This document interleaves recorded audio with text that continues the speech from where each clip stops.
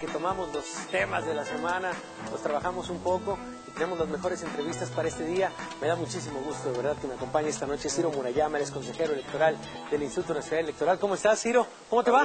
Bien. ¿Qué traes entre manos, Ciro? Pues una criatura que acaba de salir de la imprenta, un libro que escribí al calor del proceso electoral de 2018 y después, en los meses que siguieron. Creo que se trata de uno de los procesos políticos más interesantes que ha vivido el país.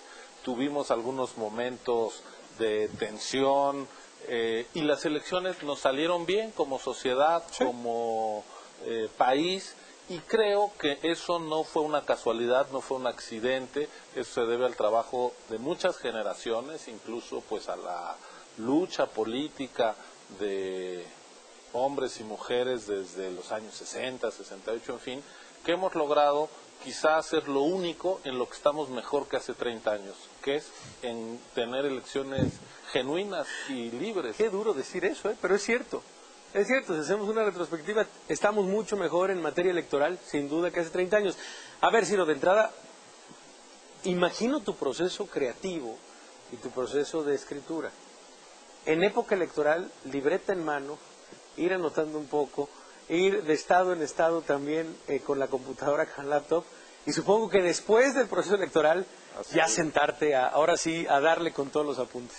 Sí, yo vivo en una cruzada contra el Alzheimer colectivo, es decir, trato de recuperar la memoria, y la memoria es muy frágil y se nos esfuma rápidamente. Entonces yo lo que traté de hacer es reunir un conjunto de ensayos sobre los asuntos más polémicos, alrededor de los cuales pues incluso estuvo en duda la propia credibilidad del INE, donde yo trabajo, te lo digo así, el tema de los candidatos independientes, los debates que si iban a salir bien o mal, los partidos que fueron parte de la contienda, aquellos que habían perdido su registro, nos pedían que les quitáramos el registro poco antes de iniciar el proceso electoral. Morena, que hoy nos gobierna, es un partido que llegó a la arena electoral hace relativamente poco. Entonces, pues, ¿cuáles son los pilares, las claves de que podamos tener elecciones genuinas? Por supuesto, el padrón electoral, y algo relevante, que son los ciudadanos los que actúan como funcionarios de casilla, son la autoridad electoral, ahí donde cada uno de nosotros vota.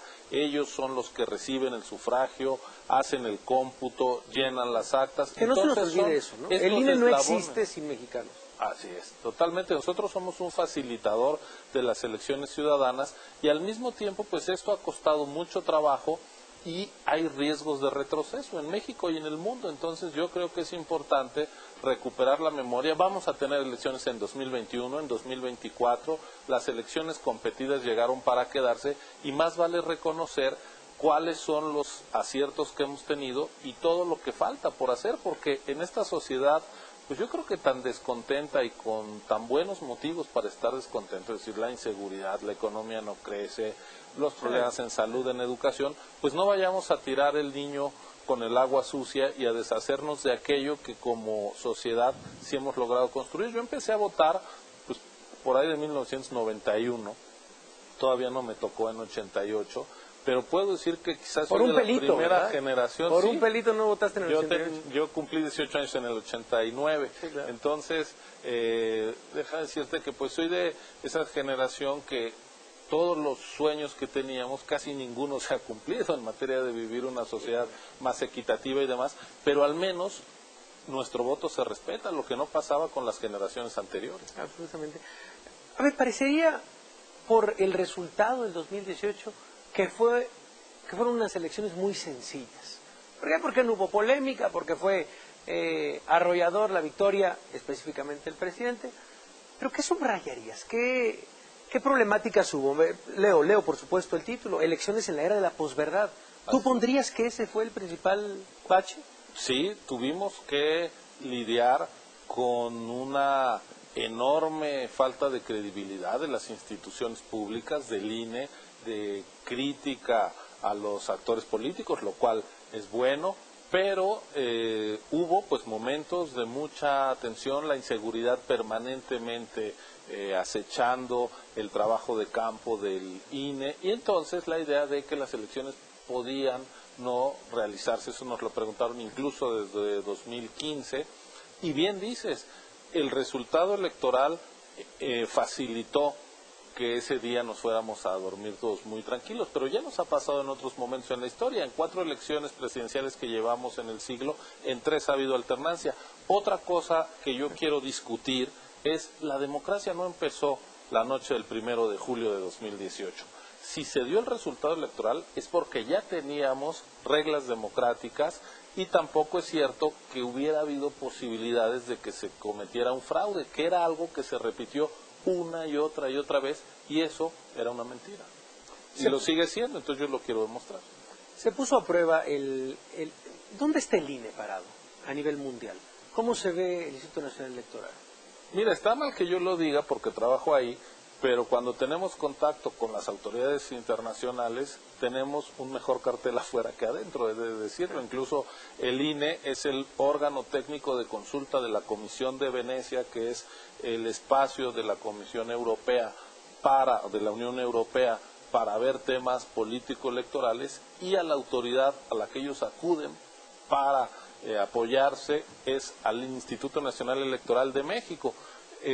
Pero sin duda, pues el INE es una institución que no se debe a los consejeros que estamos ahí, también es una historia la que hay detrás. Tenemos un servicio profesional electoral de funcionarios que son reclutados a través de concursos públicos, en fin, es una institución muy sólida que a veces es, creo que, gratuitamente atacada, y su misión es una tarea fundamental, que va a seguir siendo fundamental en el futuro, que es permitir que la gente en libertad decida quién la representa y la gobierna. Ahorita hablemos de los ataques y las amenazas. Me llama la atención el tema de los candidatos independientes. ¿Cuándo fue? Yo creo que hace como unos 5 años. La figura de los candidatos independientes empezó poco a poco. Hubo varios casos de éxito. Tal vez el más sonado, por supuesto, el Bronco, el propio Pedro Kumamoto, distintos nombres. Y sentí como que se apagaron en 2018. Se apagaron por el poder o por la ola que significó el partido de Morena, la figura de Andrés Manuel López Obrador. Vieron que son inviables las candidaturas independientes. ¿Qué diagnóstico le da, Ciro, en este? Mira, yo creo que las candidaturas independientes llegaron para quedarse, tienen su propia misión, pero también tengo la impresión de que hubo una sobrecarga de expectativas, como si los candidatos independientes, por serlo, fueran depositarios de todas las virtudes, y que en cambio los candidatos de partidos pues fueran los políticos tradicionales llenos de defectos.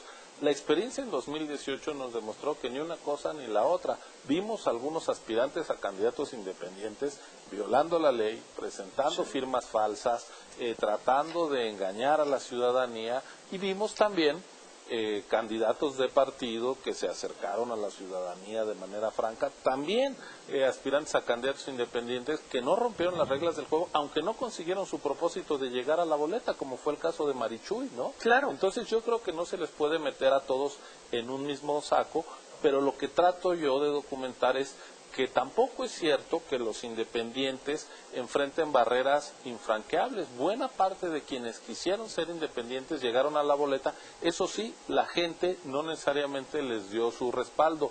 De hecho, a nivel federal no hubo ningún triunfo de candidatos independientes, sí a nivel local. Y lo que pasó a nivel federal se debe más que al desempeño de ellos, también a las reglas que tenemos, por ejemplo, de integración del Senado.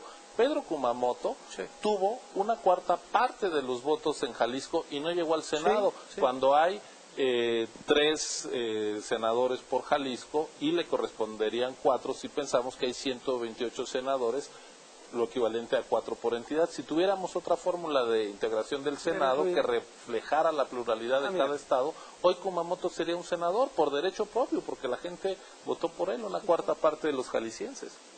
¿Algún hecho en este proceso electoral, el cual reseñas, el cual vas a fondo, algún hecho que no te ha dejado dormir, el más complicado en este proceso, Ciro? Bueno, la fiscalización, el fideicomiso de Morena, había presiones del Partido Revolucionario Institucional en particular para que apresuráramos y sacáramos las conclusiones a punto de la jornada Electoral, yo presidía la Comisión de Fiscalización, finalmente presentamos el proyecto sancionando a Morena, luego el Tribunal Electoral echó atrás nuestra investigación, pero bueno, fueron uno de esos asuntos que tuvieron alta sobrecarga política y bueno, yo aquí doy mi testimonio de qué fue lo que encontramos y luego qué fue lo que hizo el tribunal desde mi punto de vista de forma incorrecta. Vamos a ir a una pausa, vamos a regresar a hablar con Ciro Murayama y hubo una declaración muy interesante sobre el presupuesto, sobre cuáles serían las amenazas o las amenazas, qué significaría una reducción del presupuesto del INE, pero también algunas palabras desde la reforma electoral que se ha planteado, algunas amenazas también desde el Senado con varias voces diciendo, oigan, ¿para qué necesitamos a los consejeros? ¿Para qué necesitamos a los soples en cada estado? Bueno, pues vamos a ir a una pausa, regresamos a hablar justamente de esto. Sigue por acá Ciro Murayama.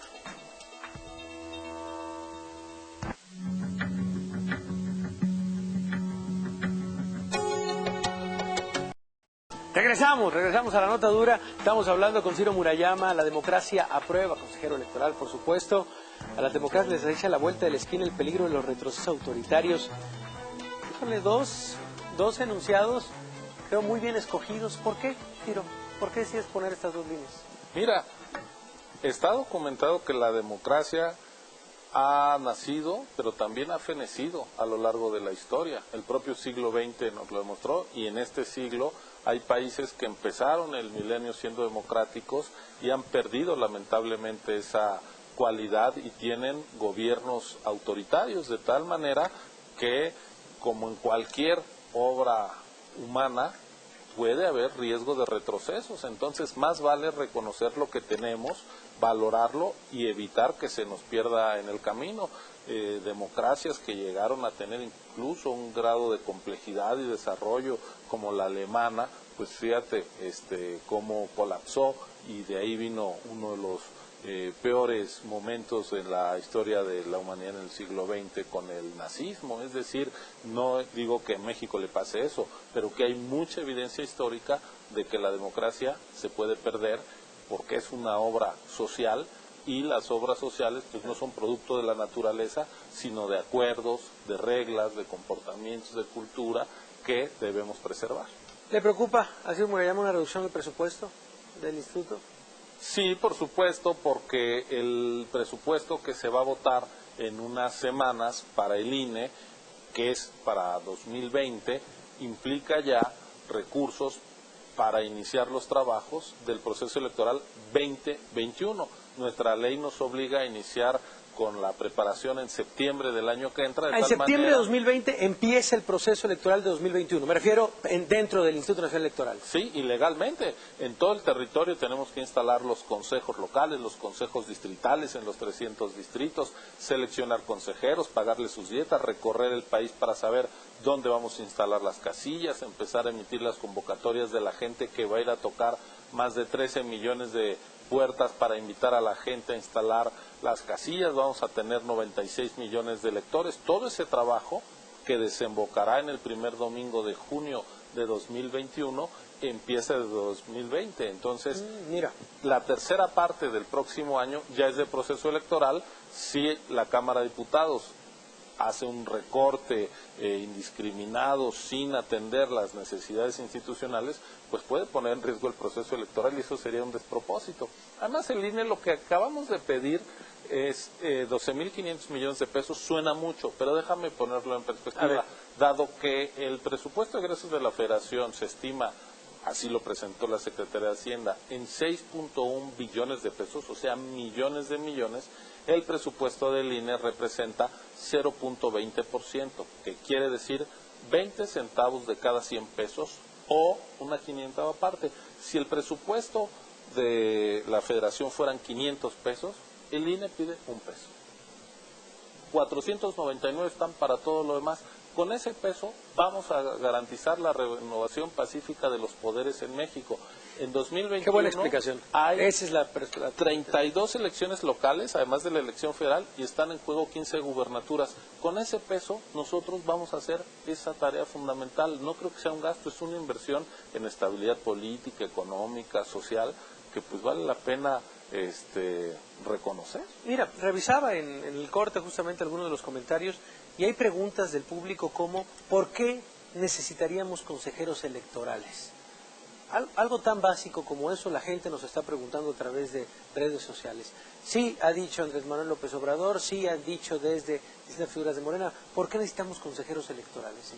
Bueno, porque el INE es un instituto autónomo que está integrado su cuerpo de decisión por un cuerpo colegiado, somos los consejeros, y la alternativa, la conocemos en el pasado, era que quien organizaba las elecciones cuando no había consejeros era la Secretaría de Gobernación, y eso se prestaba a manipulaciones, a desconfianza, a fraude. Como no queremos regresar a las elecciones cuestionadas, fuente de conflicto político, pues más vale que haya una autoridad electoral autónoma. Esa es la historia. ¿Cuál es la percepción de la gente frente al INE? Bueno, ¿Qué les dicen? México es una sociedad muy desconfiada en general hacia sus Con razón. instituciones, con razón. Con razón. Y lo cierto es que el INE mejoró después de la elección de 2018. Nosotros lo que hemos medido es que pues, la gente estuvo satisfecha con el proceso electoral. Ese proceso electoral lo hizo el INE. A veces somos más valorados por la ciudadanía quizá que por algunos partidos políticos y actores políticos. Pero bueno, pues eso ya está en el campo de los propios actores políticos y sus estrategias. Me voy a salir un poco del tema. Sé que esto es democracia a prueba, elecciones en este país. Pero también nos enfrentamos a un proceso electoral ya el próximo año en Estados Unidos. ¿Te parece apasionante el tema de las elecciones en Estados Unidos? ¿Te gusta el proceso electoral? ¿Lo sigues? Sí, me gusta y me preocupa. Estados Unidos tiene un sistema electoral que no da las garantías que el nuestro. Por ejemplo, ahí no hay límite a la cantidad de dinero que las grandes empresas le puedan meter a un candidato. Las corporaciones pueden condicionar la agenda de los actores políticos a través de inyecciones billonarias de recursos. Otro problema que hay en Estados Unidos es que, bueno, no pesa lo mismo el voto de los ciudadanos, dado que hay un colegio electoral. Recordarás que sí. Trump no le ganó el voto ciudadano a Hillary y él es el presidente. Y otro problema es que mientras en México garantizamos que votes donde votes, sea en la montaña de Guerrero o en Polanco en la Ciudad de México, la urna es igual, la boleta es igual, te identificas de la misma manera. En Estados Unidos, en cada condado se arreglan a como los dé entender, y entonces las garantías de respeto al sufragio y de transparencia pues, son totalmente heterogéneas, dispersas. Y, por ejemplo, ese fue un gran problema en la elección del 2000, recordarás cuando Bush, hijo, le ganó a Al Gore aquella elección por unos cuantos votos en la Florida y nunca quedó del todo claro. También aquella vez los republicanos no habían tenido el apoyo mayoritario del voto, pero fue a través de los colegios electorales como se hicieron de la presidencia.